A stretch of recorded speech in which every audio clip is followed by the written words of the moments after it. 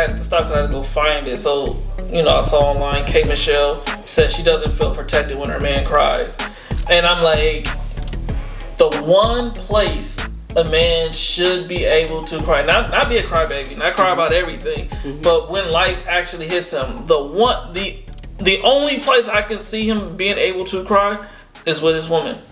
And now if you have that, she's not protected. Now I can't do that. I can't release the hurt that I have, right? And like, I don't cry often. I don't like to cry. Like, it's not like, oh, we're having a great time, we're crying, you know what I'm saying? But like, Gina's seen me cry before, right? And she has never been like, oh, I don't feel protected no more, or I feel less than a man. So I think a man should know where he can be vulnerable at. But if you can't be vulnerable with your woman, you got the wrong woman. And it's that simple. So the fact that the lady I'm talking to now told me that it's okay to cry, that's a good thing?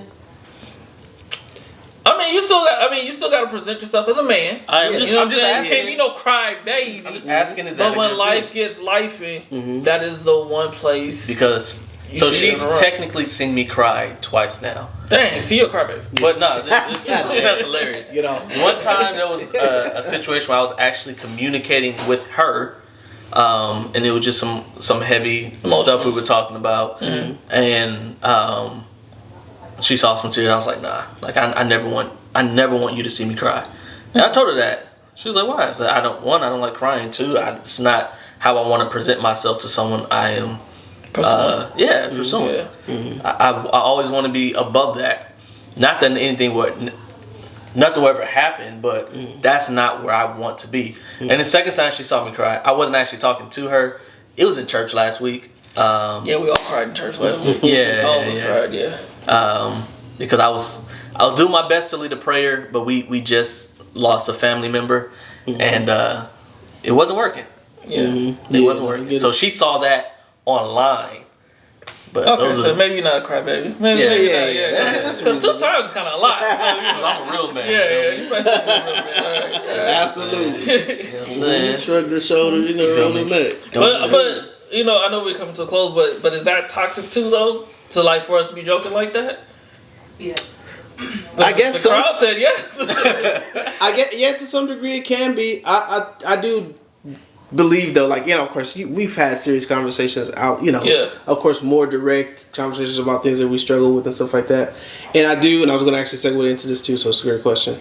So of course, around amongst men, a lot of times you get the idea, especially if you had men that you looked up to, like your fathers or people who are older than you, and stop all that crying, stuff like that. But then once we're able to really get in tune with our emotions and understand where things are coming from, I do believe there is a good place to have a covering of men that you can possibly cry around and not feel judged, and they can actually understand, some of the struggles that you're dealing with more than even sometimes your significant other can. And so, or just the opposite sex in general.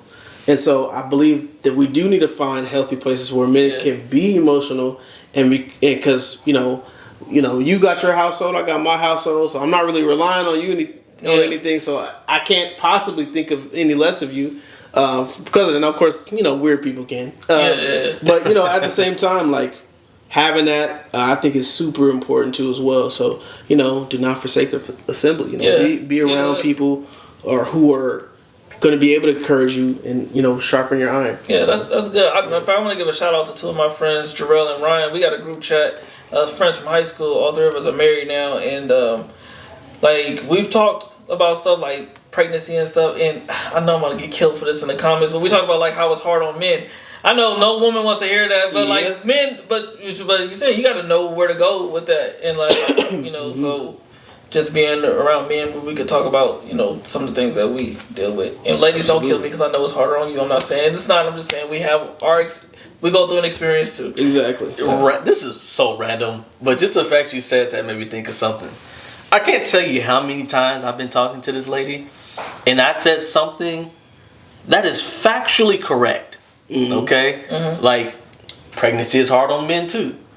And the only thing that this person would want to say, do you know how hard it is on women? Yeah. You know what else happens? I I'm not saying this other stuff ain't out there. Yeah. This is not what I'm talking about right now. But I mean, that could be. I mean, of course, this is, and I don't know if she probably didn't mean it that way, but that can be one of those times to where, you know, you kind of showing your heart a little bit, and then it's just like kind of shot down. Like, wait a minute, oh yeah, but you're not. But listen, you ain't dealing with nothing. It's what we deal with. And I'm like, look, I'm not trying to invalidate what you're feeling, but of course I have feelings too, and those need to be validated as well. Yeah. And so but I get you though. It happens a lot. Like early on, like you know, Gina was really sick early on, and like I just got married, and here's my wife, and she's sick, and I can't do nothing for her, and actually.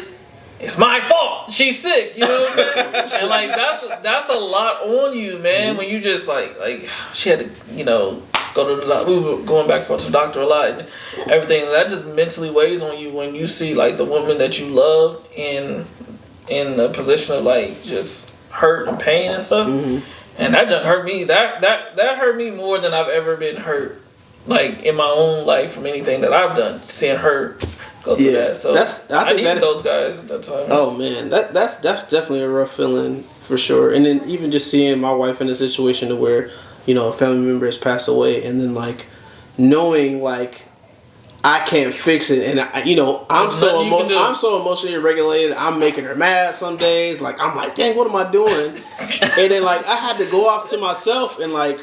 After a conversation we had, and I had to go by myself and just cry and get it out because I didn't want her to see how unregulated I was feeling at that moment in time, and just because like it, you know, it's defeating, like you said. It's just like there's nothing I can do to fix this, like, and you want to do that for them, especially when you see them in that mode. And you're like, I want to be your hero, but I can't really do that right now. But I realized that in that time, like, you know, it was still valuable for me to present my emotions. Of course, it didn't have to be at that specific time. I believe it was a time, place for everything, because I think for the both of us, it was a difficult time for us to communicate properly that. But I wasn't gonna. I couldn't allow it to just, you know, never be addressed, because those emotions, that time frame, is still there somewhere, and it can pop up at any time. So we eventually got to it and was able to talk to it more in clear heads, and we were able to get that done. But yeah, it's tough, man. I get you.